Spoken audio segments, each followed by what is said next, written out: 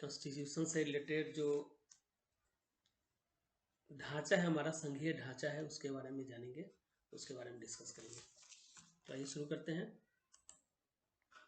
भारतीय संसदीय व्यवस्था या इंडियन पार्लियामेंट्री सिस्टम।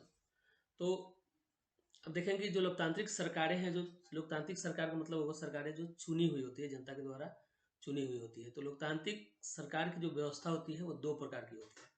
एक है संसदीय शासन व्यवस्था और दूसरी है राष्ट्रपति शासन व्यवस्था। तो जब संसदीय शासन व्यवस्था की बात करेंगे तो इसमें हम देखते हैं जो सिस्टम हमारे भारत में चल रहा है वो संसदीय शासन व्यवस्था है। इसमें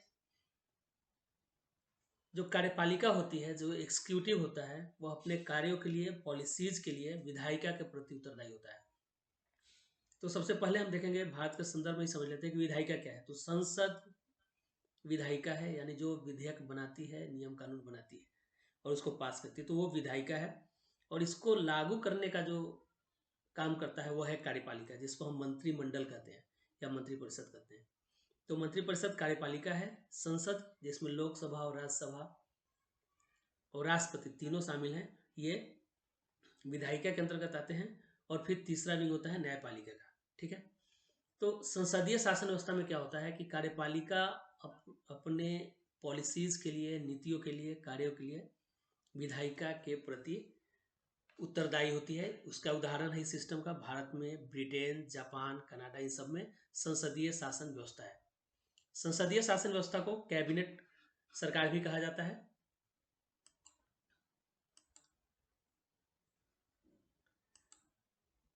संसदीय शासन व्यवस्था को कैबिनेट सरकार भी कहा जाता है, कैबिनेट व्यवस्था भी कहा जाता है, उत्तरदायी सरकार या उत्तरदायी शासन व्यवस्था भी कहा जाता है। तो ये सब संसदीय शासन व्यवस्था के उपनाम है।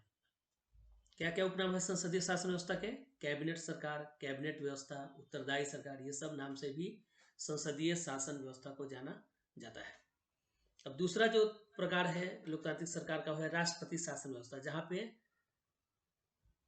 राष्ट्रपति मुख्य होता है सरकार का और वह सीधे जनता के द्वारा चुना जाता है। और इसका उदाहरण है अमेरिका, यूएसए।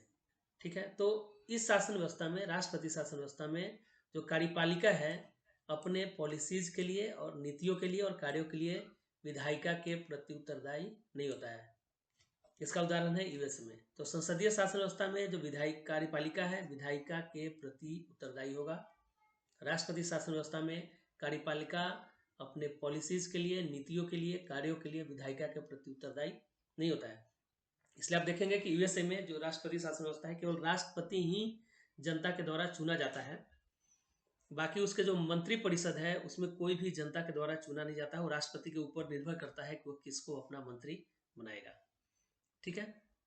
इसलिए राष्ट्रपति शासन व्यवस्था को गैर उत्तरदायी कहा जाता है, गैर संसदीय भी कहा जाता है और निश्चित कार्यकारी व्यवस्था के नाम से भी जाना जाता है। तो यह है राष्ट्रपति शासन व्यवस्था। अब हम भारत की बात करेंगे।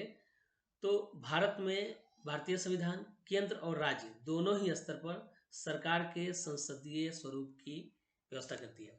केंद्र में देखेंगे हम लोकसभा, राज्यसभा है, और राज्य के स्तर पर देखेंगे तो विधानसभा है, कहीं कहीं विधान परिषद भी है। तो यह संसदीय स्वरूप है जहां पे कार्यपालिका विधायिका के प्रति उत्तरदायी होती है। तो जो संसदीय व्यवस्था है, संसदीय सरकार है, वो भारत में केंद्र और राज्य दोनों ही स्तरों पे लागू है।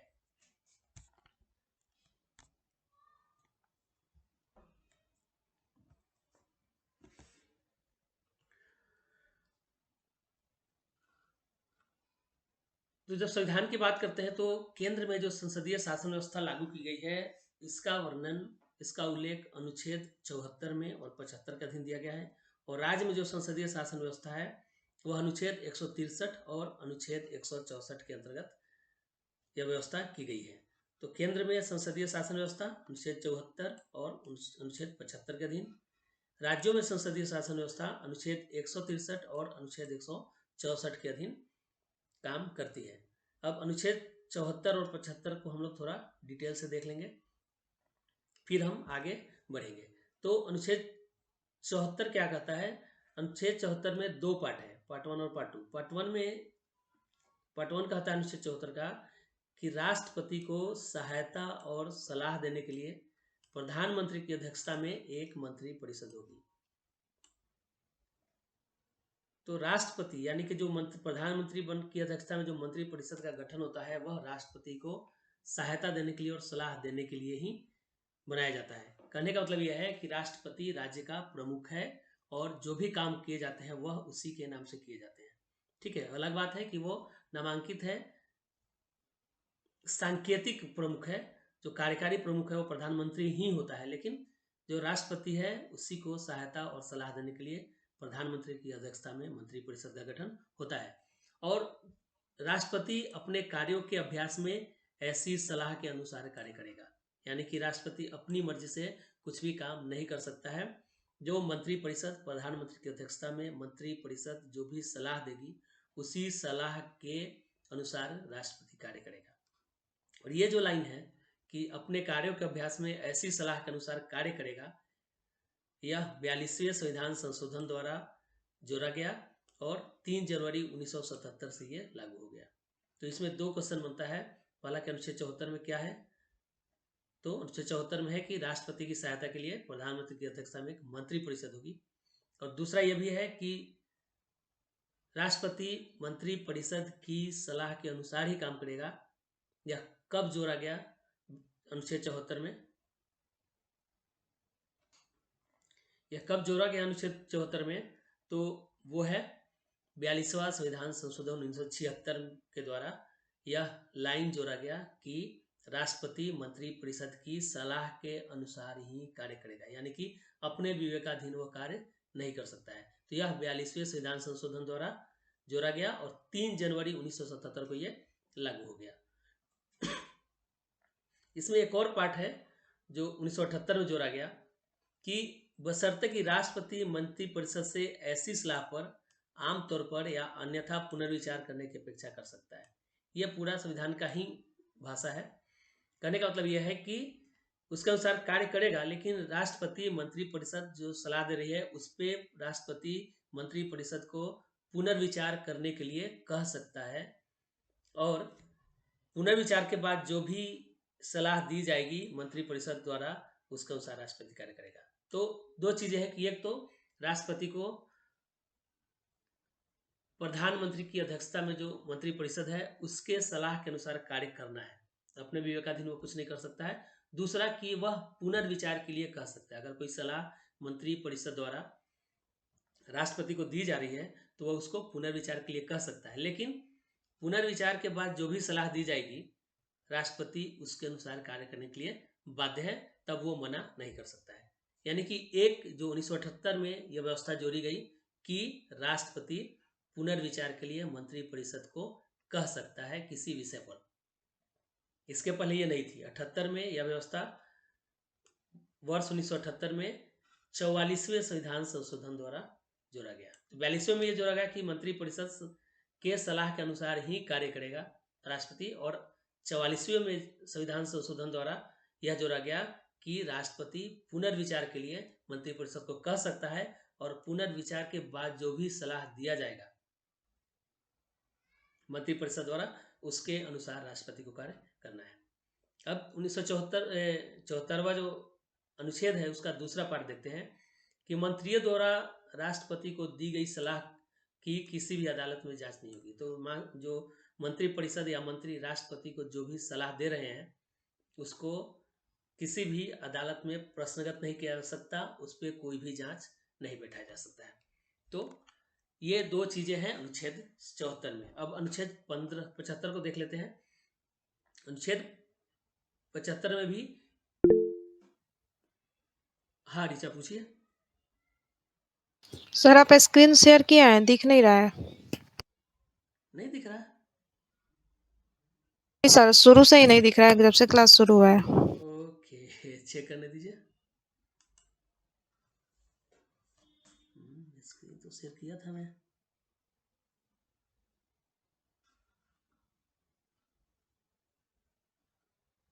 फिर से करता हूँ, ठीक है? कुछ इशू हो गया होगा।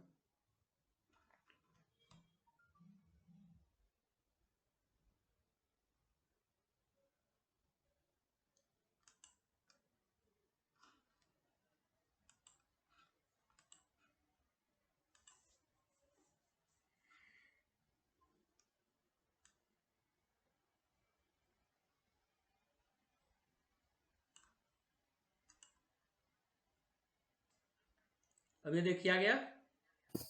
हाँ आ गया सर। कुछ इसके पहले नहीं दिखा रहा था। हाँ कुछ सॉफ्टवेयर में इशू हो गया। चलिए तो फिर से एक बार देख लेते हैं कि हमने अभी डिस्कस कर लिया कि लोकतांत्रिक सरकार की व्यवस्था दो प्रकार की होती है, संसदीय शासन व्यवस्था और राष्ट्रपति शासन व्यवस्था। संसदीय शासन व्यवस्था में कार्यपालिका अपनी नीतियों के लिए, कार्यों के लिए विधायिका के प्रति उत्तरदायी होगी, और राष्ट्रपति शासन व्यवस्था में कार्यपालिका अपनी नीतियों के लिए, कार्यों के लिए विधायिका के प्रति उत्तरदायी नहीं होती है। ठीक है। संसदीय शासन व्यवस्था का उदाहरण है भारत, ब्रिटेन, जापान, कनाडा। यहाँ पे जो व्यवस्था चल रही है सरकार की, वह संसदीय शासन व्यवस्था है। यूएसए में जो चल रहा है वह है राष्ट्रपति शासन व्यवस्था। ठीक है।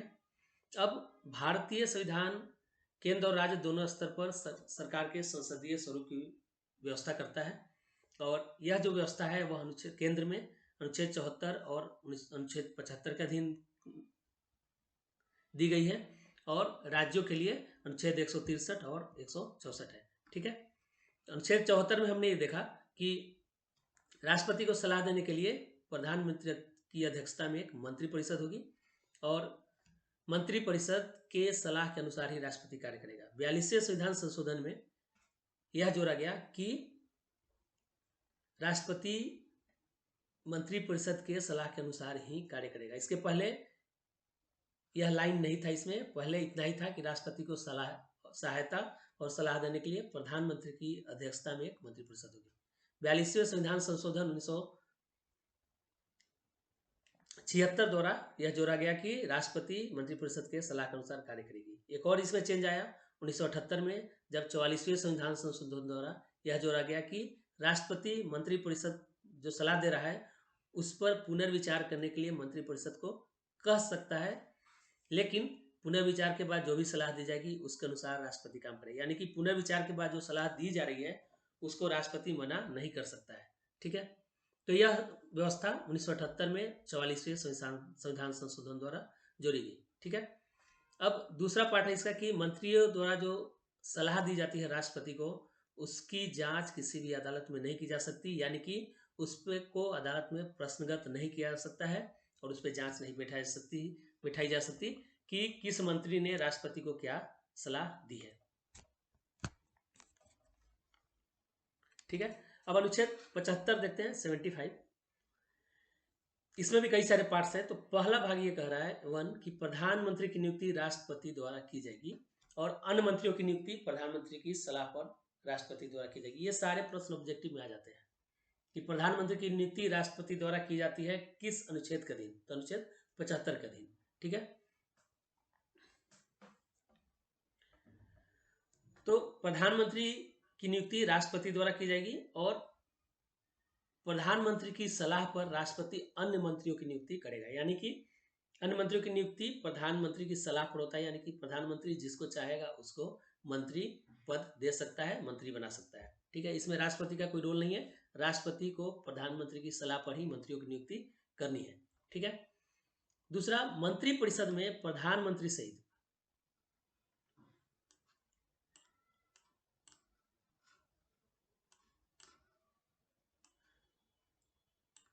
मंत्रिपरिषद में प्रधानमंत्री सहित जो मंत्रियों की कुल संख्या होती है सदन की संख्या के 15% से अधिक नहीं होगी। ठीक है। लोकसभा के सदस्यों की कुल संख्या के 15% से अधिक मंत्रियों की संख्या नहीं हो सकती। यानी कि अगर एग्जाम्पल के लिए मान लेते कि अगर 100 है सदन की संख्या, लोकसभा की संख्या, लोकसभा सदस्यों की संख्या, तो अधिकतम 15 मंत्री ही बनाए जा सकते हैं। ठीक है। तो आप निकाल लीजिए कि प्रेजेंट में कितने प्रधानमंत्री बनाए जा सकते हैं अधिकतम। ठीक है। तो 15% से अधिक मंत्री नहीं की संख्या नहीं हो सकती है लोकसभा के सदस्यों की कुल संख्या का। ठीक है। दूसरा पार्ट ये कह रहा है कि किसी भी राजनीतिक दल से संबंधित संसद के किसी भी सदन का सदस्य जो 10वीं अनुसूची के पैराग्राफ 2 के तहत उस सदन का सदस्य होने के लिए अयोग्य है। यानी कि जो 10वीं अनुसूची है उसके पैराग्राफ 2 में दिया गया है कि कौन सदन का सदस्य हो सकता है। ठीक है। तो जो लोग अयोग्य हैं उनको मंत्री के रूप में नियुक्त नहीं किया जा सकता। यानी कि जो सदन का सदस्य नहीं है या उसका सदस्य बनने के योग्य नहीं है, अयोग्य है, उसको मंत्री के रूप में नियुक्त नहीं किया जा सकता। लेकिन आप देखेंगे कि इसका भी एक प्रोविजन है, इसमें प्रावधान है कि किसी भी व्यक्ति को मंत्री बनाया जा सकता है 6 महीने के लिए, लेकिन उस 6 महीने के अंदर उसको सदन के संसद के किसी भी सदन की या लोकसभा या राज्यसभा किसी भी सदन की सदस्यता 6 महीने के अंदर उसको ग्रहण कर लेनी होगी। ठीक है, तो हमने देख लिया कि प्रधानमंत्री की नियुक्ति राष्ट्रपति द्वारा की जाएगी, अन्य मंत्रियों की नियुक्ति प्रधानमंत्री की सलाह पर राष्ट्रपति द्वारा की जाएगी, और जो मंत्रिमंडल है उसका आकार लोकसभा के सदस्यों की कुल संख्या के 15% से अधिक नहीं होगा। ये इंपॉर्टेंट क्वेश्चन है। ठीक है, इसके अलावा जो व्यक्ति किसी भी राजनीतिक दल से संबंधित हो लेकिन 10वीं अनुसूची के अनुसार सदन का सदस्य बनने के अयोग्य है, उसको मंत्री के रूप में नियुक्त नहीं किया जा सकता, वह मंत्री बनने के लिए भी अयोग्य होगा। जो मंत्री हैं वो राष्ट्रपति की इच्छा तक पद पर बने रहेंगे। तो राष्ट्रपति इच्छा का मतलब यह है कि प्रधानमंत्री की सलाह पर ही मंत्रियों की नियुक्ति होती है। प्रधानमंत्री जब चाहेगा राष्ट्रपति से कह के मंत्री को हटा सकता है। ठीक है, तो एक तरह से अगर आप प्रत्यक्ष रूप से देखेंगे तो प्रधानमंत्री की इच्छा के अनुसार ही मंत्री अपने पद पर बने रहते हैं। ठीक है, तो मंत्री राष्ट्रपति की इच्छा तक पद पर बने रहेंगे, राष्ट्रपति उनको कभी भी उनके पद से हटा सकता है। अब जो मंत्री परिषद है वो सामूहिक रूप से लोकसभा के प्रति उत्तरदायी होगा। यह इंपॉर्टेंट क्वेश्चन ये है, क्वेश्चन आ सकता है कि मंत्री परिषद सामूहिक रूप से लोकसभा के प्रति उत्तरदायी होता है, यह किस अनुच्छेद में है? तो अनुच्छेद 75 अनुच्छेद 75 में है कि मंत्री परिषद सामूहिक रूप से उत्तरदायी होता है लोकसभा के प्रति, राज्यसभा के प्रति नहीं। ठीक है, इसका भी ध्यान रखिएगा। क्वेश्चन आ जाएगा कि मंत्री परिषद सामूहिक रूप से उत्तरदायी होता है, ए लोकसभा, बी राज्यसभा, सी राष्ट्रपति, डी उपरोक्त तीनों। तो मंत्री परिषद का जो उत्तरदायित्व है वह केवल लोकसभा के प्रति है, नहीं राष्ट्रपति के प्रति और नहीं राज्यसभा के प्रति। लोकसभा के प्रति मंत्री परिषद सामूहिक रूप से उत्तरदायी होता है। ठीक है, अगला है कि जब कोई मंत्री अपने कार्यालय में प्रवेश करेगा यानी कि पद ग्रहण करेगा तो उससे पहले उसको राष्ट्रपति 3री अनुसूची में जो पद और गोपनीयता की शपथ दी गई है उसके आधार पे राष्ट्रपति मंत्रियों को जो निर्धारित प्रपत्र है वह 3री अनुसूची में दिया हुआ है, उसके अनुसार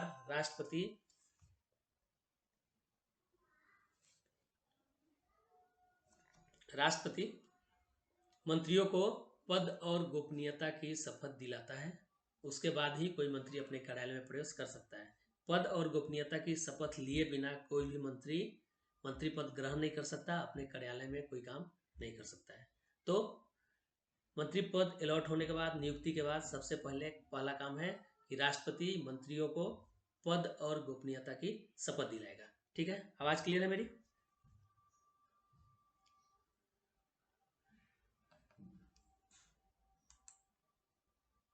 आवाज क्लियर है? कंफर्म कीजिए। ओके, अब कोई मंत्री जो लगातार 6 महीने तक किसी भी अवधि के लिए संसद के किसी भी सदन का सदस्य नहीं है, इस अवधि की समाप्ति पर मंत्री नहीं रहेगा। कहने का मतलब यह है कि किसी व्यक्ति को 6 महीने के लिए मंत्री बनाया जा सकता है चाहे वो सदन का सदस्य किसी भी संसद के किसी भी सदन का सदस्य नहीं हो, यानी कि न वो लोकसभा का सदस्य है न राज्यसभा का सदस्य है, फिर भी 6 महीने के लिए किसी को व्यक्ति को मंत्री बनाया जा सकता है, लेकिन 6 महीने की अवधि की समाप्ति पर के बाद वो मंत्री नहीं रहेगा, उसे अपना पद छोड़ना पड़ेगा।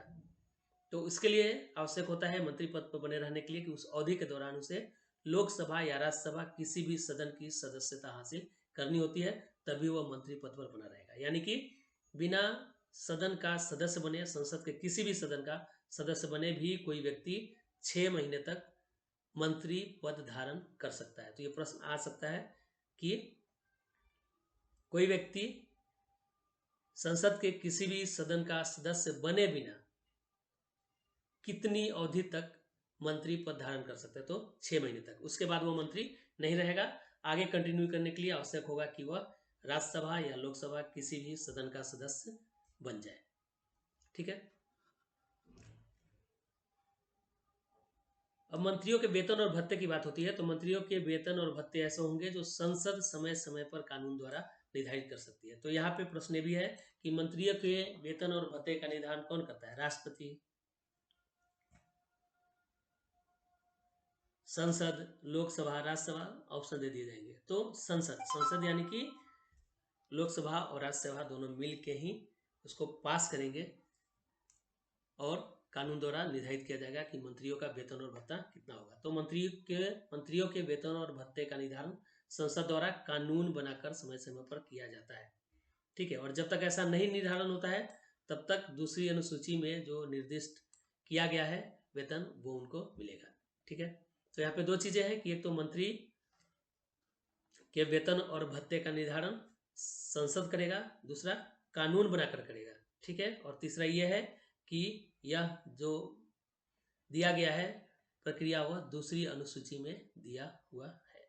ठीक है, तो अब हम आगे बढ़ते हैं, देखते हैं भारतीय संसदीय सरकार की विशेषता। तो भारत में जो संसदीय व्यवस्था है, संसदीय सरकार है, उसकी विशेषताएं क्या है? तो पहला विशेषता है नामित और वास्तविक कार्यपालिका। यहाँ पे दो कार्यपालिका है। नामिक कार्यपालिका है राष्ट्रपति, सरकार के देश का जितना भी काम होता है वो राष्ट्रपति के नाम से ही होता है। तो नामित कार्यपालिका है, वास्तव में जो शक्ति है वह प्रधानमंत्री के हाथों में केंद्रित होती है। तो प्रधानमंत्री वास्तविक कार्यकारी है, रियल एग्जीक्यूटिव है, जबकि राष्ट्रपति केवल नामित कार्यकारी होता है, नाम के लिए कार्यकारी होता है। ठीक है, इसलिए कभी कभी राष्ट्रपति को रबर स्टाम्प भी कहा जाता है। ठीक है, तो राष्ट्रपति सरकार का वैधानिक या नामित कार्यकारी होता है, जबकि प्रधानमंत्री सरकार का वास्तविक कार्यकारी है। और अनुच्छेद 74 के अंतर्गत राष्ट्रपति प्रधानमंत्री के नेतृत्व में मंत्रिपरिषद की सलाह के अनुसार कार्य करने के लिए बाध्य है। ठीक है, तो हमने अनुच्छेद 14 में देखा था कि प्रधानमंत्री यहाँ पे देखा कि प्रधानमंत्री वास्तविक कार्यकारी है और राष्ट्रपति जो नामित कार्यकारी है या वैधानिक प्रमुख है उसको प्रधानमंत्री के नेतृत्व में जो मंत्रिपरिषद बनती है उसकी सलाह के अनुसार कार्य करने के लिए वो बाध्य है, उसी की सलाह के अनुसार कार्य करेगा। ठीक है, दूसरी विशेषता है कि बहुमत दल का शासन। तो संसदीय व्यवस्था में जो दल बहुमत में होती है, जिसको अधिक सीटें मिलती है, उसे राष्ट्रपति आमंत्रित करता है सरकार बनाने के लिए, यानी कि जिसकी बहुमत है उसकी सरकार बनेगी इस संसदीय व्यवस्था में। ठीक है, और जो बहुमत प्राप्त दल है उसके नेता को राष्ट्रपति प्रधानमंत्री नियुक्त करता है। तो बहुमत प्राप्त दल का नेता प्रधानमंत्री नियुक्त किया जाएगा राष्ट्रपति के द्वारा। ठीक है, और मंत्रिपरिषद के अन्य सदस्य हमने पहले ही देख लिया है कि अन्य मंत्रियों की नियुक्ति राष्ट्रपति द्वारा प्रधानमंत्री के सलाह पर की जाती है। तो पहला विशेषता है कि नामित और वास्तविक कार्यकारी अलग अलग हैं। दूसरा है कि बहुमत दल का शासन होगा। बहुमत दल जो होगा, जो दल बहुमत में होगा उसकी सरकार बनेगी, और बहुमत दल का जो नेता होगा वह प्रधानमंत्री नियुक्त होगा राष्ट्रपति के द्वारा। ठीक है, दूसरा है सामूहिक उत्तरदायित्व। आप देखेंगे जो राष्ट्रपति है उसमें तो उत्तरदायी कार्यकारी होता ही नहीं है, लेकिन यहाँ पे जो उत्तरदायित्व है सरकार की, ये संसदीय सरकार में मंत्रिपरिषद की, वो सामूहिक है। किसी एक मंत्री का कोई अपना उत्तरदायित्व नहीं है। यानी कि अगर किसी एक मंत्री का कोई प्रस्ताव संसद में फेल हो जाता है, पास नहीं होता है, तो पूरे मंत्रिमंडल को इस्तीफा देना पड़ता है। ठीक है, तो यह जो उत्तरदायित्व है वो सामूहिक है, किसी एक मंत्री का कोई उत्तरदायी नहीं है। संसद के प्रति पूरा मंत्रिपरिषद सामूहिक रूप से उत्तरदायी होता है। ठीक है, तो लोकसभा में जब अविश्वास प्रस्ताव के माध्यम से अविश्वास प्रस्ताव पारित होता है तो किसी एक मंत्री को नहीं हटाया जाता, बल्कि पूरा मंत्रिपरिषद प्रधानमंत्री सहित ही अपने पद से हट जाएगा। लोकसभा अविश्वास प्रस्ताव के माध्यम से प्रधानमंत्री सहित मंत्रिपरिषद को ही अपने पद से हटा सकती है, यानी कि किसी एक मंत्री को नहीं हटाया जाएगा। सामूहिक उत्तरदायित्व है और हटेंगे भी तो सामूहिक रूप से ही हटेंगे। ठीक है, तीसरा विशेषता हम देखेंगे कि मंत्रिपरिषद के सदस्यों की दोहरी सदस्यता। दोहरी सदस्यता का ये मतलब है कि जो मंत्रीगण है वो मंत्रिपरिषद के भी सदस्य हैं और संसद के भी सदस्य हैं। तो यहाँ पे दोहरी सदस्य होती है। राष्ट्रपति जो शासन व्यवस्था है जो यूएसए में है, वहाँ हम देखेंगे कि जो कार्य मंत्री हैं वो संसद के किसी भी सदन के सदस्य नहीं होते हैं। ठीक है, उन्हें मंत्री राष्ट्रपति के द्वारा बनाया जाता है और संसद के सदस्य नहीं होते हैं। लेकिन भारत में जो मंत्रीगण है वो संसद के भी सदस्य हैं और मंत्री परिषद के भी सदस्य। तो यहाँ पे सदस्यों की दोहरी सदस्यता है। ठीक है, कोई व्यक्ति संसद का सदस्य बने बिना 6 महीने से अधिक अवधि के लिए मंत्री नहीं बन सकता। पहले भी हम लोग डिस्कस कर चुके हैं कि कोई व्यक्ति संसद का सदस्य बने बिना 6 महीने से अधिक मंत्री पद धारण नहीं कर सकता है। 6 महीने के अंदर उसे संसद की सदस्यता प्राप्त करना अनिवार्य है, चाहे वो लोकसभा की सदस्यता ले ले या फिर राज्यसभा की सदस्यता ले ले। ठीक है, दूसरा है राजनीतिक एकरूपता। अगली विशेषता है राजनीतिक एकरूपता। यहाँ पे देखें कि मंत्रिपरिषद के जो भी सदस्य हैं प्रायः एक ही राजनीतिक दल से जुड़े होते हैं। जहाँ गठबंधन सरकार है वहाँ आप देखेंगे कि अलग अलग दल से भी हैं, लेकिन वो एक कॉमन मिनिमम प्रोग्राम पे काम करते हैं, पॉलिसी होती है।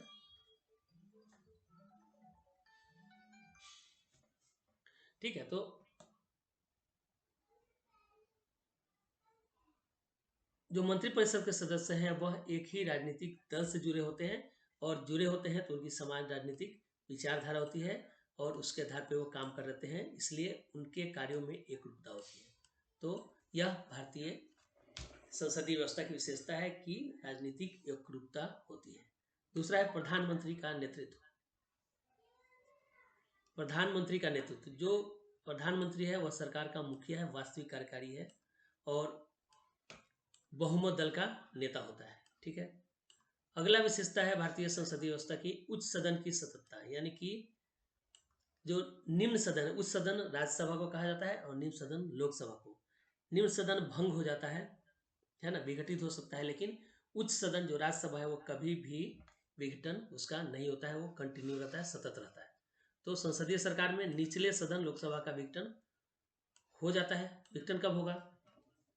5 साल पूरा हो जाएगा तब होगा, अविश्वास प्रस्ताव पारित हो जाए तब होगा, प्रधानमंत्री इस्तीफा दे दे तो भी विघटन हो जाएगा। तो लोकसभा का विघटन हो जाता है, लेकिन उच्च सभा जो राज्यसभा है उसका विघटन कभी भी नहीं होता है, क्योंकि उसमें कंटिन्यूटी बनी रहती है। हर दूसरे साल 1/3 सदस्य उसके हटते हैं और नए सदस्य चुने जाते हैं।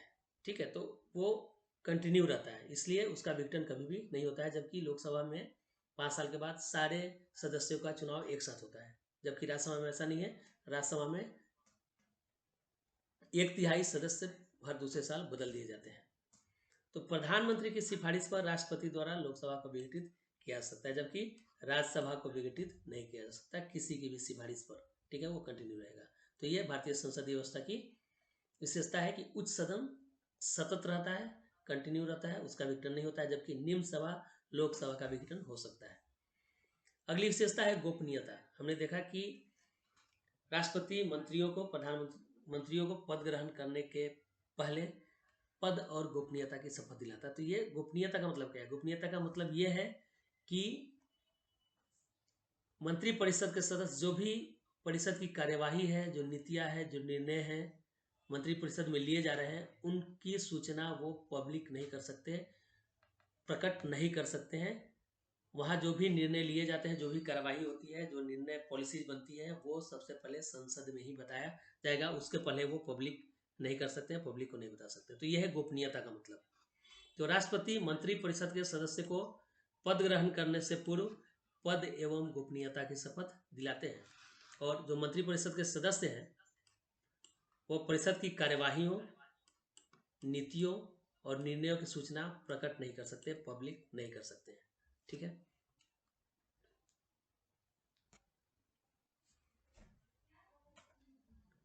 अब हमने ये देखा कि विशेषताएं क्या क्या है भारतीय संसदीय व्यवस्था की। अब गुण देख लेते हैं कि गुण क्या है संसदीय व्यवस्था का। पहला है विधायिका एवं कार्यपालिका के मध्य सामंजस्य। चूंकि विधायिका और कार्यपालिका, संसदीय व्यवस्था में कार्यपालिका विधायिका का ही अंग होता है। चूंकि जो भी मंत्री हैं वो संसद के सदस्य हैं, यानी विधायिका के सदस्य हैं, इसलिए विधायिका और कार्यपालिका के मध्य सामंजस्य बना रहता है। कारण यह है कि कार्यपालिका विधायिका का ही अंग होता है, अतः विधायिका और कार्यपालिका के मध्य गतिरोध के अवसर काफी कम होते हैं। ठीक है, दूसरा संसदीय व्यवस्था का गुण है उत्तरदायी सरकार। सरकार जो है वो उत्तरदायी है, रिस्पॉन्सिबल है। किसके प्रति? संसदीय व्यवस्था में सरकार संसद के प्रति उत्तरदायी होती है, और विधायिका जो है, जो संसद है, वो अलग अलग तरीकों से कार्यपालिका पर नियंत्रण बनाए रखती है। आगे हम लोग पढ़ेंगे, डिस्कस करेंगे तो देखेंगे कि किन तरीकों से कार्यपालिका पर विधायिका नियंत्रण करती है। ठीक है, तो संसदीय व्यवस्था में सरकार संसद के प्रति उत्तरदायी होती है और विधायिका अलग अलग तरीकों से कार्यपालिका पर नियंत्रण बनाए रखती है। अब देखते हैं निरंकुशता का अभाव अगला गुण है भारतीय संसदीय व्यवस्था का। निरंकुशता का अभाव ये है कि ये यहाँ जो कार्यपालिका है वह सामूहिक रूप से उत्तरदायी है, एक समूह के रूप में कार्य करती है, किसी व्यक्ति विशेष के रूप में नहीं। इसलिए इसमें किसी व्यक्ति विशेष की निरंकुशता का अभाव पाया जाता है, यानी कि जो निर्णय लिए जाते हैं मंत्रिपरिषद में वो सबका निर्णय होता है, किसी व्यक्ति विशेष का निर्णय नहीं होता है। इसलिए भारतीय संसदीय व्यवस्था में निरंकुशता का अभाव पाया जाता है। ठीक है, वैकल्पिक सरकार की व्यवस्था भी बनी रहती है यहाँ पे, कि जो सत्ता पक्ष है अगर वो बहुमत खो देता है तो विपक्ष वैकल्पिक सरकार बनाने के लिए तैयार रहता है। ठीक है, तो संसदीय व्यवस्था में वैकल्पिक सरकार की व्यवस्था हमेशा बनी रहती है। ठीक है, भारत में तो नहीं है, ब्रिटेन में आप देखेंगे कि शैडो जो है, छाया मंत्रिमंडल वो बना के रखते हैं विपक्ष वाले, कि अगर सत्ता पक्ष बहुमत खो दे तो हम सरकार बनाएंगे, तो कौन किस मंत्री कौन कौन सा पद धारण करेगा, किस विभाग में जाएगा, वो सारा पहले से बना होता है। ठीक है, अगला है गुण व्यापक प्रतिनिधित्व। संसदीय व्यवस्था में मंत्रिपरिषद में समाज के विभिन्न वर्गों को प्रतिनिधित्व मिलने की संभावना अधिक रहती है। इसलिए रहती है कि हमने देखा कि जो कुल संख्या है लोकसभा की उसके सॉरी अधिकतम 15% लोगों को मंत्री बनाया जा सकता है। तो ये बड़ी संख्या होती है, और इसमें संभावना ये रहती है कि प्रधानमंत्री जब मंत्रियों को नियुक्त करेंगे तो उसमें समाज के विभिन्न वर्गों को प्रतिनिधित्व मिलेगा। वो ध्यान रखेंगे कि हर वर्ग के प्रतिनिधियों को मंत्रिमंडल में शामिल किया जाए। यहाँ पे प्रतिनिधित्व मिलने की संभावना अधिक रहती है समाज के विभिन्न वर्गों को। प्रधानमंत्री द्वारा मंत्रियों के चयन में विभिन्न वर्गों के प्रतिनिधित्व का ध्यान रखा जाता है। तो ये हमने देखा कि संसदीय व्यवस्था के गुण है। अब हम ये देख लेते हैं कि संसदीय व्यवस्था के दोष क्या है। पहला दोष है कि अस्थिर सरकार होती है। संसदीय व्यवस्था में सरकार की स्थिरता बहुमत पर निर्भर करती है। राष्ट्रपति व्यवस्था में एक बार चुन लिया गया तो 5 साल रहेगा, जब तक कि उसके खिलाफ अविश्वास प्रस्ताव नहीं लाया जाए। लेकिन संसदीय व्यवस्था में ऐसा नहीं है। संसदीय व्यवस्था में जब तक बहुमत है तब तक सरकार बनी रहेगी, जिस दिन बहुमत खत्म हो जाएगा सरकार गिर जाएगी। और ये जो बहुमत कैसे बदलता है, अविश्वास प्रस्ताव लाया जाता है दल बदल के द्वारा, है ना। एक पार्टी के लोग दूसरे पार्टी में जाके मिल गए, तो जो दल सत्ता में है, सरकार बनाई है, उसकी वो बहुमत उसका खत्म हो जाएगा तो सरकार गिर जाएगी। तो अविश्वास प्रस्ताव, दल बदल, नए दल के गठन इत्यादि के द्वारा सरकार को गिराया जा सकता है। ठीक है, तो सरकार अस्थिर होता है, सरकार की गारंटी नहीं है कि कब तक चलेगी। दूसरा है मंत्रिमंडल की निरंकुशता। व्यक्तिगत निरंकुशता तो नहीं है, लेकिन यहाँ पे मंत्रिमंडल की निरंकुशता हो जाती है, बन जाती है, और ये संसदीय व्यवस्था का दोष है। संसदीय सरकार में बहुमत दल को सरकार बनाने का मौका मिलता है, और पूर्ण बहुमत की स्थिति में मंत्रिमंडल निरंकुश होने लगता है, क्योंकि पूर्ण बहुमत है, उसको डर नहीं है कि उसके खिलाफ अविश्वास प्रस्ताव लाया जा सकता है, तो उसकी जो इच्छा होगी वो कर लेगा। तो मंत्रिमंडल की निरंकुशता हावी होने लगती है। जैसा शक्ति पृथक्करण का अभाव, जो पावर्स हैं उसका डिवीजन नहीं होता। यहाँ पे संसदीय व्यवस्था में विधायिका एवं कार्यपालिका एक साथ होते हैं, क्योंकि जो कार्यपालिका है वो विधायिका का ही पार्ट है, तो इनमें शक्ति के पृथक्करण का अभाव पाया जाता है। जबकि आप देखेंगे राष्ट्रपति शासन व्यवस्था में जो कार्यपालिका है वो कार्यपालिका ही है, वो कानून नहीं बनाती है, विधायिका काम कानून बनाने का है। लेकिन यहाँ पे भारतीय जो संसदीय व्यवस्था है, यहाँ पे विधायिका और कार्यपालिका काम मिले होते हैं, इनमें शक्ति के पृथक्करण का अभाव होता है, इनके काम अलग अलग नहीं होते हैं। ठीक है, अकुशल व्यक्तियों द्वारा सरकार का संचालन, ये भी एक दोष है संसदीय व्यवस्था का। आप देखेंगे, आप जिन लोगों को चुन के भेज रहे हैं संसद में, वो स्पेशलिस्ट नहीं होते हैं, किसी क्षेत्र के निपुण लोग नहीं होते हैं, वो केवल राजनेता होते हैं। तो मंत्रिपरिषद के चयन में भी प्रधानमंत्री के पास सीमित विकल्प होगा। तो जो डिपार्टमेंट, जो विभाग दिया जाता है, जो मंत्रालय दिया जाता है, वो जरूरी नहीं है कि उसका जो मंत्री है वह उस विभाग का, उस क्षेत्र में निपुण हो, ये जरूरी नहीं है। तो यह भी एक दोष है। जबकि राष्ट्रपति शासन व्यवस्था में जो मंत्री बनाए जाते हैं वो उस क्षेत्र में निपुण लोग होते हैं, ठीक है, एक्सपर्ट लोग होते हैं। जबकि संसदीय व्यवस्था में ऐसा नहीं है, क्योंकि राजनेता किसी क्षेत्र में निपुण नहीं होते, वो केवल राजनेता होते हैं। बहुत कम लोग होंगे जो किसी क्षेत्र विशेष में निपुण होते हैं। तो प्रधानमंत्री के पास भी सीमित विकल्प होता है कि वो निपुण लोगों को चुन पाए। जो उनके पास उपलब्ध है उसी में से उन्हें चुनना होता है। तो यह भी एक संसदीय शासन व्यवस्था का दोष है। अब देखते हैं राष्ट्रीय सरकार और क्षेत्रीय सरकारों के मध्य जो संबंध की प्रकृति होती है, उसके आधार पर लोकतांत्रिक या संसदीय सरकारों की दो व्यवस्था या दो प्रकार होते हैं। तो हमने पहले देखा कि राष्ट्रपति शासन व्यवस्था और संसदीय शासन व्यवस्था। अब जो राष्ट्रीय सरकार है और क्षेत्रीय सरकार यानी कि राज्य सरकार भारत के संदर्भ में बात करेंगे तो इनके मध्य जो संबंध है उसकी प्रकृति के आधार पर भी संसदीय सरकार दो प्रकार की होती है। पहला है एकल सरकार व्यवस्था। एकल सरकार का व्यवस्था मतलब कि एक ही सरकार है और जो सारी शक्तियां है। क्षेत्रीय सरकार कौन होते हैं सर?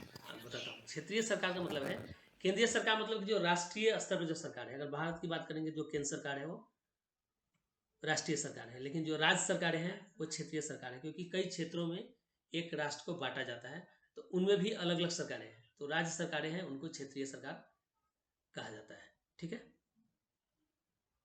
क्लियर?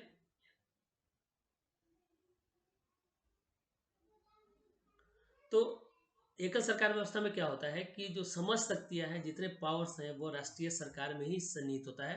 वो सारा राष्ट्रीय सरकार के पास होता है। और जो क्षेत्रीय सरकार होते हैं उनका गठन किया जाता है प्रशासनिक सुविधा के लिए, और उनको कितनी शक्तियों का आवंटन होगा क्षेत्रीय सरकारों को, यह राष्ट्रीय सरकार के पर निर्भर करता है। उसके लिए कोई कानून नहीं होता है। ठीक है, तो अब केंद्र सरकार चाहे जितनी शक्ति चाहे वो राज्य सरकार को दे सकती है। एकल सरकार व्यवस्था, भारत में एकल सरकार व्यवस्था नहीं है। ठीक है, लेकिन दूसरा जो प्रकार है वो है संघीय शासन व्यवस्था। यह शक्तियों का बंटवारा होता है इसमें राष्ट्रीय सरकार के बीच और क्षेत्रीय सरकारों के बीच शक्तियों का स्पष्ट बंटवारा होता है संघीय सरकार में या संघीय शासन व्यवस्था में। ठीक है, जबकि एकल सरकार व्यवस्था में सारी शक्तियां केंद्र में ही, राष्ट्रीय सरकार में ही सन्निहित होती है, और राष्ट्रीय सरकार प्रशासनिक सुविधा के लिए क्षेत्रीय सरकारों का गठन करती है, और उनको कितनी शक्ति दी जाएगी, क्या पावर्स दिए जाएंगे, वह राष्ट्रीय सरकार के ऊपर निर्भर करता है। ठीक है, संघीय शासन में क्या होता है कि जो क्षेत्रीय सरकारें हैं और जो राष्ट्रीय सरकार है उनके बीच शक्तियों का बंटवारा होता है। ठीक है, अब संघीय शासन व्यवस्था में आ रहे हैं तो पहले जान लेते हैं कि संघ शासन जो है वह एक लैटिन भाषा के शब्द से बना है, फोएडस। संघ का मतलब होता है फेडरल। फेडरल शब्द बना है फोएडस, जो लैटिन भाषा का शब्द है, और इसका अर्थ होता है संधि या समझौता। यानी कि जो संघ होते हैं उनका निर्माण संधि या समझौता के द्वारा किया जाता है, क्षेत्रीय इकाइयों के द्वारा। ठीक है, तो इसमें हम देखेंगे कि दो तरह का है कि एक तो एकीकरण के द्वारा संघ का निर्माण होता है, और दूसरा है कि विघटन के द्वारा या विभाजन के द्वारा। एकीकरण का मतलब यह है कि कई सारी क्षेत्रीय इकाइयां हैं वो आपस में समझौता करती है और फिर संघ का निर्माण करती है, तो ये एकीकरण के द्वारा है। लेकिन अगर एक बड़ी इकाई है और वो अपनी सुविधा के लिए अब छोटे छोटे क्षेत्रीय इकाइयों का निर्माण करती है, तो ये भी संघ ही है, लेकिन ये बड़े इकाई से छोटा इकाई बनाया जाता है। तो यहाँ पे देखेंगे जो संघीय शासन व्यवस्था है उसमें क्षेत्रीय इकाइयाँ आपस में परस्पर समझौता करती है और फिर संघ का निर्माण करती है। तो इसलिए जो शक्तियाँ हैं, जो पावर्स हैं, उनका स्पष्ट विभाजन होता है राष्ट्रीय सरकार या संघ और क्षेत्रीय सरकारों के बीच में, और अपने अपने क्षेत्र में ये दोनों इन शक्तियों का स्वतंत्र रूप से प्रयोग करते हैं। अब भारत में देखेंगे तो यहाँ भी देख रहे हैं कि केंद्र जिन विषयों पे काम करेंगी उनके लिए अलग केंद्र संघ सूची बनी हुई है। राज्य किन विषयों पे कानून बना सकती है, किन विषयों पे कार्य करेगी, वह राज्य सूची में दिया हुआ है। ठीक है, तो ये स्पष्ट विभाजन है कि संघ किस क्षेत्र में काम करेगा और क्षेत्रीय सरकारें किस विषयों पे कार्य करेगी। ये है यहाँ पे शक्तियों का स्पष्ट विभाजन है, जबकि एकल सरकार में ऐसा नहीं होता है। वहाँ पे सारी शक्तियाँ केंद्र सरकार के पास ही होती है, राष्ट्रीय सरकार के पास ही होती है।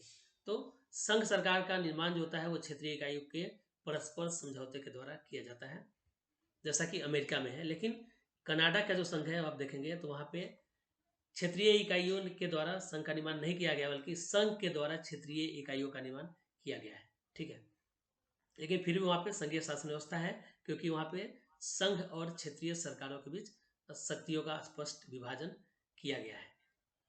ठीक है, भारत में भी संघीय शासन व्यवस्था है, क्योंकि यहाँ पे भी हम देख रहे हैं कि केंद्र और राज्यों के बीच शक्तियों का स्पष्ट विभाजन है, जो कि 7वीं अनुसूची में दिया हुआ है। ठीक है, अब संघीय सरकार और एकात्मक सरकार में क्या अंतर होता है, इसको हम लोग देख लेते हैं, इससे स्पष्ट हो जाएगा।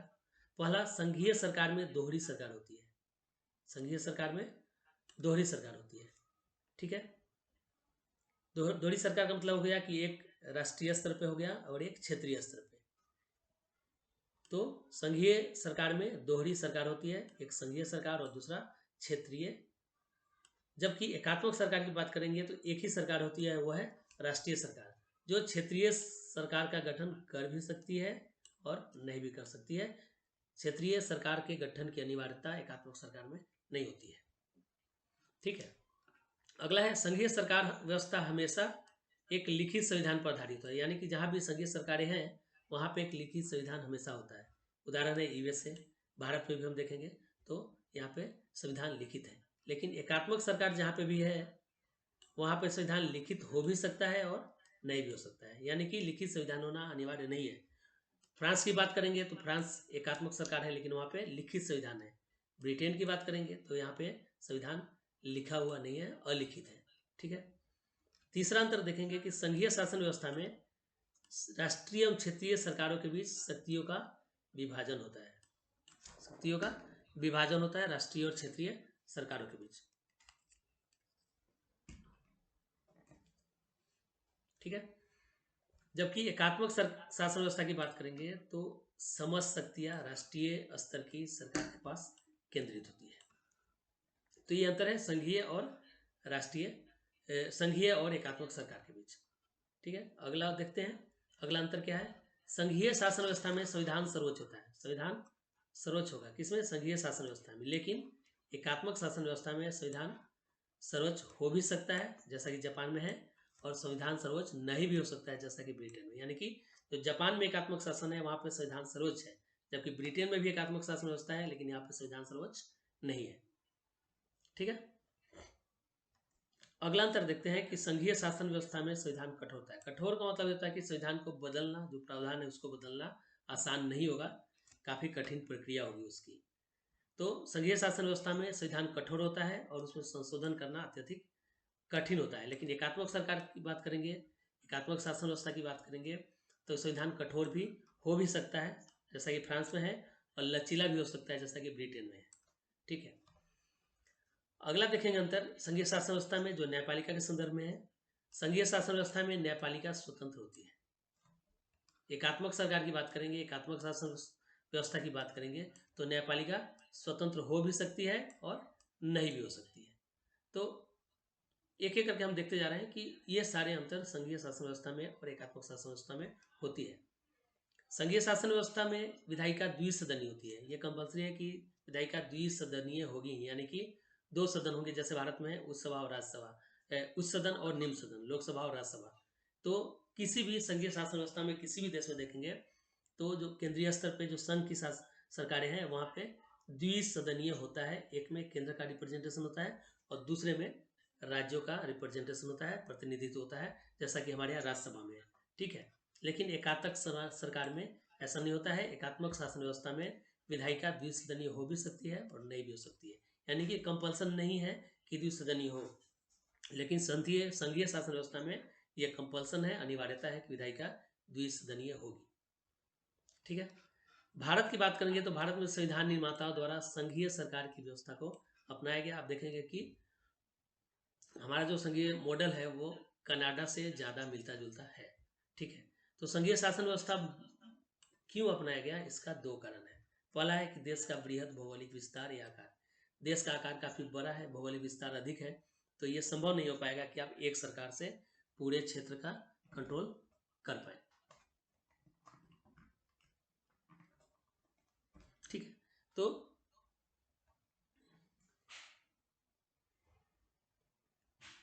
तो पहला कारण है संघीय शासन व्यवस्था को अपनाने का कि देश का आकार बृहद है, भौगोलिक विस्तार है और दूसरा है कि सामाजिक सांस्कृतिक विविधता है।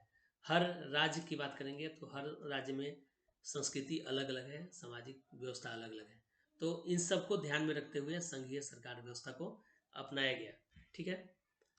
अब भारत की बात करेंगे तो भारत एक अविभाज्य संघ है, यानी कि यह संघ टूट नहीं सकता। अमेरिका की बात करेंगे, अगर कंपेरिजन में तुलना करेंगे तो वो अविभाज्य नहीं है, यानी कि अगर कोई उसका राज्य चाहे तो संघ से बाहर हो सकता है, लेकिन भारत में ऐसा नहीं है। यानी कि भारत एक अविभाज्य संघ है। भारत के जो घटक हैं संघ के, जो राज्य हैं, वो भारत से बाहर नहीं निकल सकते हैं।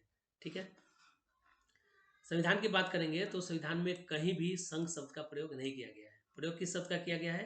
संविधान के अनुच्छेद में लिखा गया है कि भारत को राज्यों का संघ कहा गया है, यानी कि भारत राज्यों का संघ है। भारत संघ नहीं है, भारत राज्यों का संघ है। और भारत राज्यों का संघ है, इसके दो निहितार्थ हैं। पहला अर्थ यह है कि भारतीय राज्य का निर्माण राज्यों के बीच संधि या समझौते से नहीं हुआ है। अगर अमेरिकी संघ की बात करते हैं तो वहाँ पे संघ का निर्माण राज्यों के बीच समझौते से हुआ है, लेकिन भारत भारतीय संघ नहीं है बल्कि भारत राज्यों का संघ है।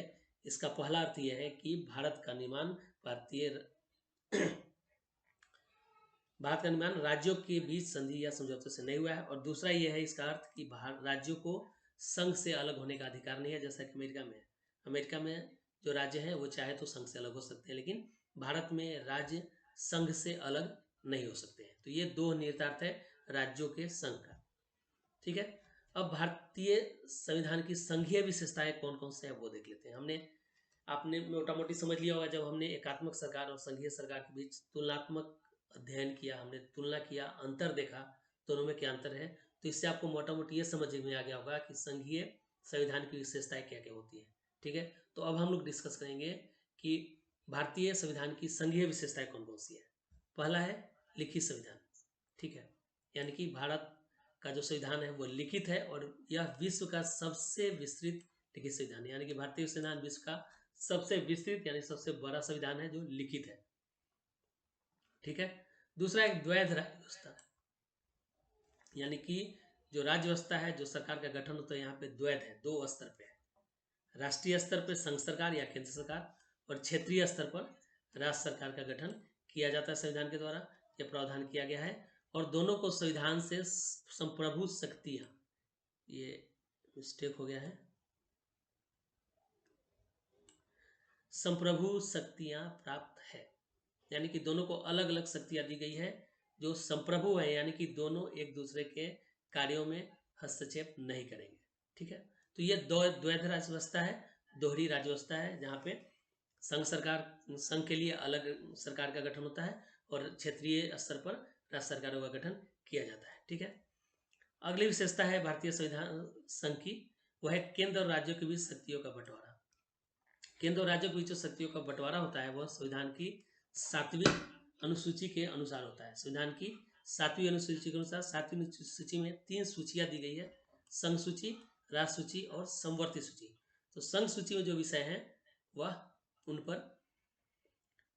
केंद्र को कानून बनाने का अधिकार है, और जो राज्य सूची में जो विषय दिए गए हैं उस पर राज्यों को कानून बनाने का अधिकार है।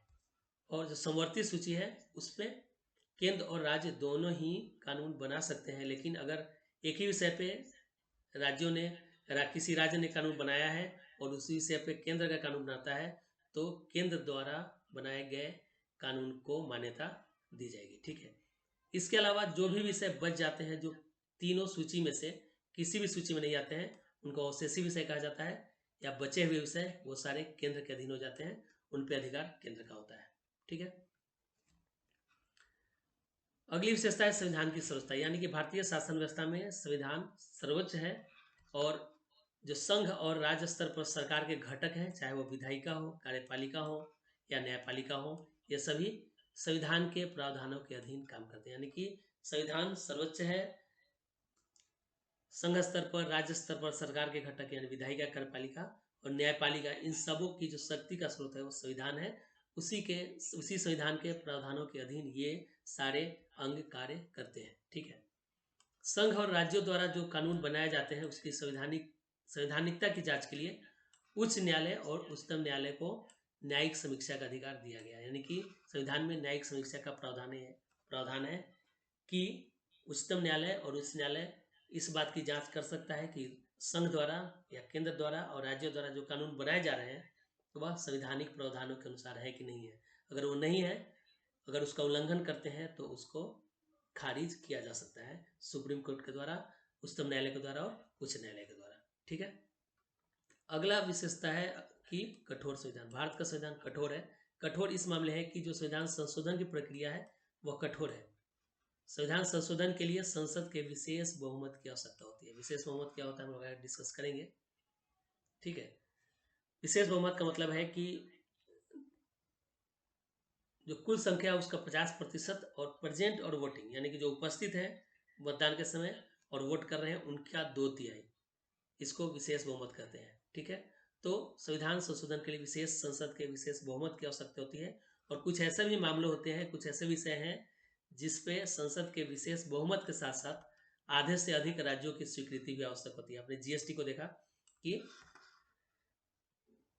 जब तक आधे से अधिक राज्यों ने जीएसटी को अपने विधानमंडल में पास नहीं किया तब तक जीएसटी लागू नहीं हुआ। ठीक है। तो यह एक उदाहरण है कि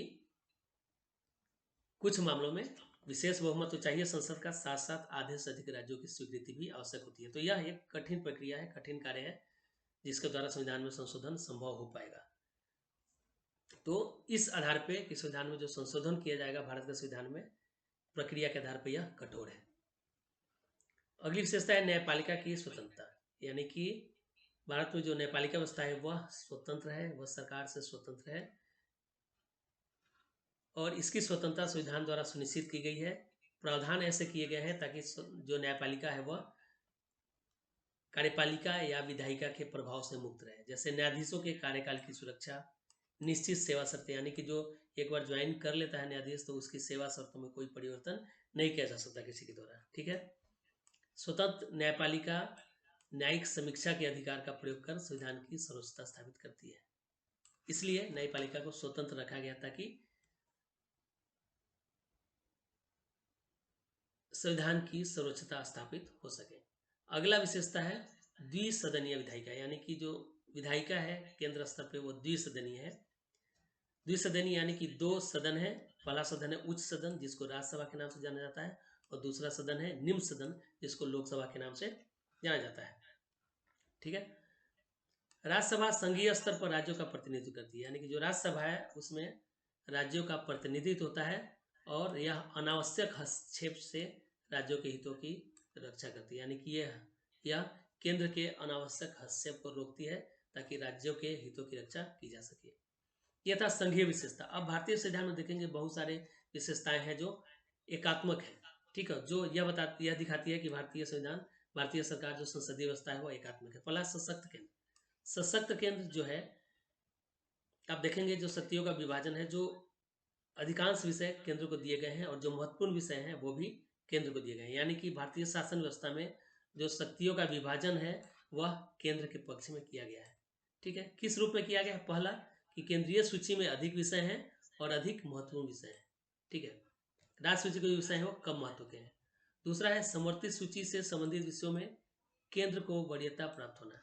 यानी कि समर्थित सूची से संबंधित विषय पे अगर टकराव हो रहा है, राज्य भी बना रहा है कानून और केंद्र भी बना रहा है, तो केंद्र के द्वारा बनाए गए कानून को मान्यता मिलेगी। ठीक है। उसको वरीयता दी जाएगी। तो समर्थित सूची से संबंधित विषयों में केंद्र को वरीयता प्राप्त है। दूसरा, अवशेषी शक्तियाँ वो केंद्र में नहीं थी। जबकि आप अमेरिका की बात करेंगे तो वहाँ पे अवशेषी शक्तियाँ है वह राज्यों के पास चली जाती है। लेकिन भारत में जो अवशेषी शक्तियाँ हैं वह सारे विषय जो न तो संघ सूची में शामिल है, न राज्य सूची में शामिल है और न ही समर्थित सूची में है, वो सारे विषय केंद्र के हाथ में आ जाते हैं। ये अवशेषी शक्तियाँ हैं।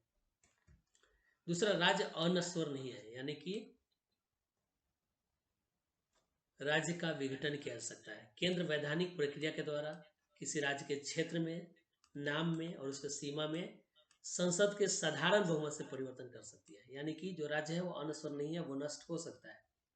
तो इसलिए भारत को नस्वर राज्यों का अनस्वर संघ कहा जाता है। यानी कि राज्य नष्ट किए जा सकते हैं, संघ नष्ट नहीं हो सकता है। तो भारत नस्वर राज्यों का अनस्वर संघ है। यानी कि राज्यों के नाम, सीमा, क्षेत्र में परिवर्तन किया जा सकता है लेकिन राज्यों को भारतीय संघ से अलग होने का अधिकार नहीं है। ठीक है, तो यह दिखाता है कि जो भारत की सरकार है, संसदीय व्यवस्था है, वो एकात्मक है। अगला है एकल संविधान। जितने भी संघीय शासन व्यवस्था है वहाँ पे संघ का अपना संविधान होता है और हर राज्य का अपना संविधान होता है, लेकिन भारत में एक ही संविधान है, एकल संविधान है, और केंद्र और राज्य का अलग अलग संविधान नहीं है। एक ही संविधान के अधीन केंद्र और राज्यों को काम करना होता है। राज्यों को अपना संविधान बनाने की छूट नहीं है, और केंद्र और राज्य दोनों को एक ही संवैधानिक ढांचे के अंतर्गत अनिवार्यतः काम करना होता है।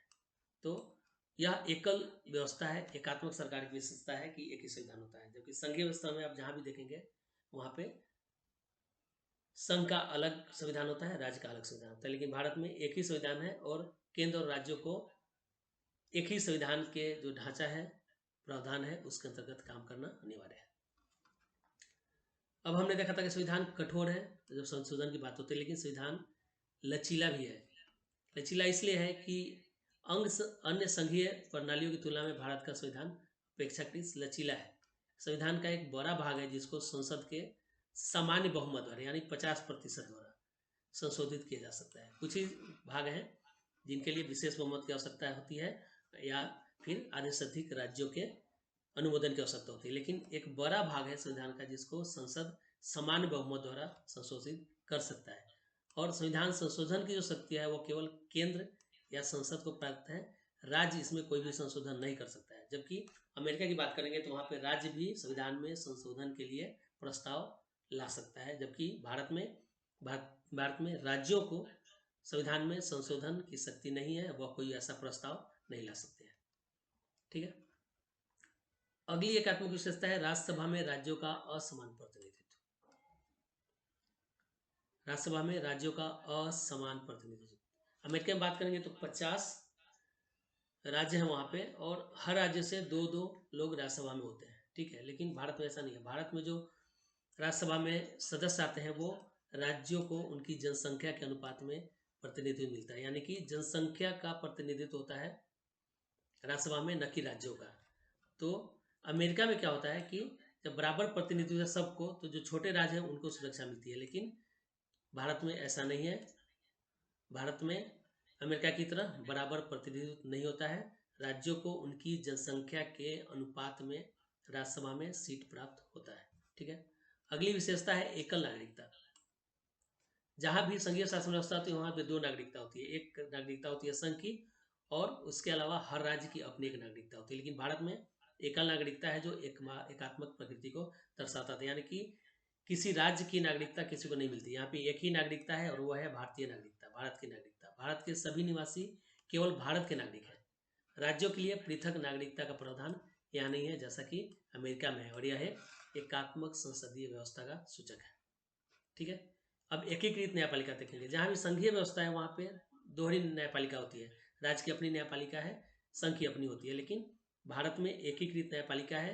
भारतीय संविधान में पूरे देश के लिए एक ही न्यायपालिका व्यवस्था का प्रावधान किया गया है, जिसके शिखर पर है उच्चतम न्यायालय, और उसके अधीन राज्यों के उच्च न्यायालय होते हैं, और उसके अधीन जो जिला स्तर पर जो न्यायालय होते हैं वो कार्य करते हैं। ठीक है, और न्यायालय की जो एकल व्यवस्था है केंद्रीय और राज्य कानूनों दोनों पर लागू होती है, यानी कि हम ये नहीं कह सकते कि उच्च न्यायालय किसी राज्य का है। यहाँ एकीकृत व्यवस्था है, एकीकृत न्यायपालिका व्यवस्था है जो केंद्रीय और राज्य कानूनों दोनों पर काम करता है। ठीक है, इसके बाद देखिए आपातकालीन उपबंध। आपातकालीन देखेंगे तो 3 तरह के आपात की चर्चा संविधान में दी गई है: राष्ट्रीय आपात, राज्य आपात और वित्तीय आपात। तो जब आपातकाल की स्थिति होती है तो पूरे देश पर केंद्र का यानी संघ सरकार का नियंत्रण हो जाता है, और राज्य की शक्तियां भी केंद्र सरकार के अधीन आ जाती है, यानी कि राज्य शक्ति विहीन हो जाएगा, उसको केंद्र के अनुसार ही काम करना पड़ेगा। ठीक है, अगला देखते हैं जो एकात्मकता का गुण है वह अखिल भारतीय सेवा। संघीय राज्यों में संघ की अपनी सेवा होती है और राज्यों की अपनी सेवा होती है। भारत में भी है, केंद्र और राज्यों की अपनी अपनी लोक सेवाएं हैं, लेकिन एक वर्ग ऐसा भी है जिसको अखिल भारतीय सेवा कहा जाता है, जो केंद्र और राज्य दोनों स्तर पर कार्य करती है। ठीक है, और अखिल भारतीय सेवाएं केंद्र के अधीन आती है। केंद्र सरकार का इन सेवाओं पर नियंत्रण होता है, जबकि वो काम राज्य में करते हैं। ठीक है, तो यह एकात्मक प्रकृति दर्शाती है भारतीय संसदीय व्यवस्था की। अगला है राज्यपाल की नियुक्ति तथा वीटो की शक्ति। राज्यपाल जो है वो राज्य का प्रमुख होता है, लेकिन उसकी नियुक्ति राष्ट्रपति द्वारा की जाती है। ठीक है, तो एक तरह से आप देखेंगे कि राज्यपाल राज्य में केंद्र के एजेंट के रूप में कार्य करता है। ठीक है, और राज्यों पर केंद्र के नियंत्रण को प्रभावी बनाता है। ठीक है, इसलिए हमेशा राज्यपाल जो है वो विवाद का विषय होता है बहुत सारे केसेस में। ठीक है,